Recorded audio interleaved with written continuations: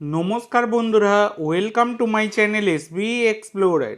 তো বন্ধুরা, সকলকে জানাই শুভ সকাল। তো যারা চ্যানেলে প্রথমবার এসেছো অবশ্যই সকলে একটা করে সাবস্ক্রাইব করে দিয়ে আমাদের সাথে যুক্ত হয়ে যেও। সাবস্ক্রাইব করা যেহেতু একদমই ফ্রি, তাই অবশ্যই সকলে একটা করে সাবস্ক্রাইব করে দিতে ভুলো না। তো প্রথমেই যে আপডেটটা দিয়ে শুরু করতে চলেছি সেটা হচ্ছে আইএসএল নিয়ে একটা বড় আপডেট বেরিয়ে আসছে, সেটা আগে তোমাদের সাথে শেয়ার করে দিই। যেটা হচ্ছে 5ই নভেম্বর অবধি আইএসএলের কিন্তু বিড জমা দেওয়ার সময়সীমা ছিল।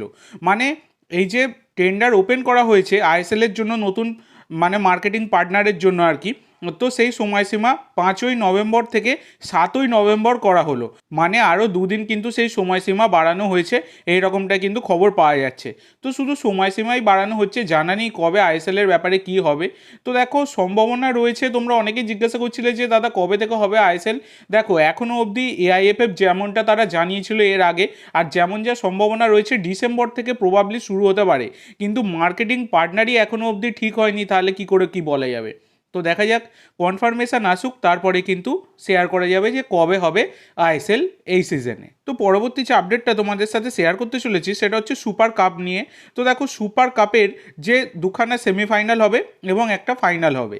দেখো, ইস্ট বেঙ্গল ম্যানেজমেন্ট তারা কিন্তু চিঠি দিয়েছিল এআইএফএফকে যাতে কলকাতায় সেমিফাইনাল করা হয়, কিন্তু বর্তমানে দাঁড়িয়ে যে আপডেট পাওয়া যাচ্ছে সেটা হচ্ছে সুপার কাপের সেমিফাইনাল কিন্তু গোয়াতেই হতে পারে। শুধু সেমিফাইনাল নয়, ফাইনালও।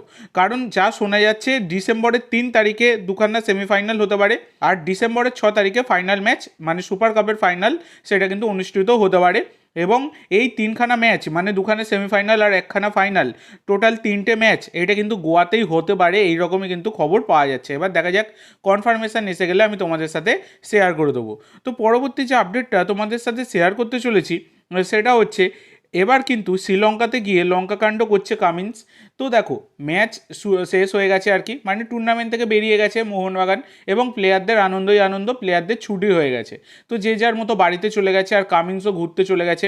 এবার আর থাইল্যান্ডে নয়, এবারে তিনি কিন্তু চলে গেছেন শ্রীলঙ্কায়। এবার সেখানে গিয়ে টায়ারের দোল্লার ওপর উঠে তিনি কিন্তু লঙ্কাকাণ্ড করছেন, সেটা আমরা দেখতেই পাচ্ছি। তো লঙ্কায় গিয়ে এবার কিন্তু ভ্যাকেশন কাটাচ্ছেন এই জেসন কামিন্স। তো এর পরবর্তী যে আপডেটটা তোমাদের সাথে শেয়ার করতে চলেছি এটা একটা খুবই গুরুত্বপূর্ণ আপডেট, সেটা তোমাদের সাথে আগে শেয়ার করব। যেটা হচ্ছে ACL2 নিয়ে। তো দেখো, ACL2 এর যে স্লট আমাদের ভারত হারাতে চলেছে, এটা অনেক আগেই তোমাদের সাথে শেয়ার করেছিলাম। তোমরা যারা আমার রেগুলার ভিডিও দেখো তারা কিন্তু সবটাই জানো, এটা কিন্তু নতুন কথা নয়। কিন্তু তারপরেও যে জিনিসটা বেরিয়ে আসছে সেটাই তোমাদের সাথে শেয়ার করি। তো দেখো, ভারত তারা যে র্যাঙ্কিংয়ে ছিল 11 নম্বর, সেখান থেকে কিন্তু তারা নেমে গেছে 12 নম্বরে। আর এই যে 12 নম্বর র্যাঙ্কিং, এখানে কিন্তু একটা সমস্যা রয়েছে। তার আগে তোমাদেরকে বলে দিই, কুয়েত তারা কিন্তু 2 ধাপ এগিয়ে গেছে, তারা কিন্তু 11 নম্বরে উঠে এসছে। আর তুর্কমেনিস্তান তো অনেক আগেই ভারতকে টপকে গিয়েছিল। আর তাজিকিস্তান আর ভারত তারা কিন্তু 1 ধাপ করে নেমে গেছে, যেখানে ভারত 12 নম্বরে আর তাজিকিস্তান 13 নম্বরে। আর 13 নম্বর থেকে 11 নম্বরে উঠে গেছে কুয়েত। তো তোমাদেরকে আমি লিস্টটা দেখিয়েও দিচ্ছি, ফুটি র্যাঙ্কিংয়ের লিস্ট, সেটা তোমরা দেখতেই পাচ্ছ। এবার ব্যাপার হচ্ছে কি সমস্যা এখানে। তো এই যে সমস্যা, সেটাই সবথেকে বড় একটা গভীর সমস্যা, যে আমাদের ভারত তারা কিন্তু যে ডাইরেক্ট স্লট ছিল ACL2 এর, সেটা কিন্তু হারাচ্ছে 2027-28 মরশুম থেকে। মানে সামনের সিজন, তারপরের সিজন থেকে আর কি। সামনের সিজনে কোনো কিছুই হবে না, তারপরের সিজন মানে 2027-28 সাল থেকে কিন্তু এই স্লট হারাতে চলেছে। তো দেখো, তাহলে ভারত কি একটাই স্লট পাবে? হ্যাঁ, ACL2 এর জন্য একটাই স্লট পাবে। আগে যে দুখানা স্লট পেত তার বদলে একটা স্লট পাবে। আগে কি পেতো, মানে এখন কি পাচ্ছে তোমরা যদি দেখো, তাহলে একটা হচ্ছে কোয়ালিফাইং রাউন্ড খেলে গ্রুপ স্টেজে প্রবেশ করার সুযোগ পাচ্ছে, যেটা সুপার কাপ চ্যাম্পিয়ন হলে হয়। আর একটা হচ্ছে তোমার ডাইরেক্ট স্লট পায়, যেটা আইএসএল এর লিগ সিল জিতলে ডাইরেক্ট স্লটটা কিন্তু পায়। তো এই ডাইরেক্ট স্লট এটা কিন্তু কেটে যাচ্ছে, এটা কিন্তু আর থাকছে না। তার বদলে কিন্তু AFC চ্যালেঞ্জ লিগের একটা ডাইরেক্ট স্লট কিন্তু পাচ্ছে আমাদের ভারত। তো AFCর মঞ্চে দুখানা স্লটই পাবে, একটা চ্যালেঞ্জ লিগের পাবে ডাইরেক্ট স্লট, আর একটা হচ্ছে ইনডাইরেক্ট স্লট পাবে, মানে কোয়ালিফাইং রাউন্ড খেলে গ্রুপ স্টেজে প্রবেশ করতে হবে, সেটা হচ্ছে ACL2 এর একটা স্লট পাচ্ছে।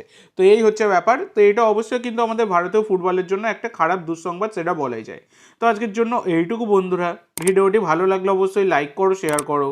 আমার চ্যানেলে প্রথমবার এসে থাকলে চ্যানেলটি সাবস্ক্রাইব করো, আর কমেন্ট করে জানাও ভিডিওটি কেমন লাগলো। ধন্যবাদ।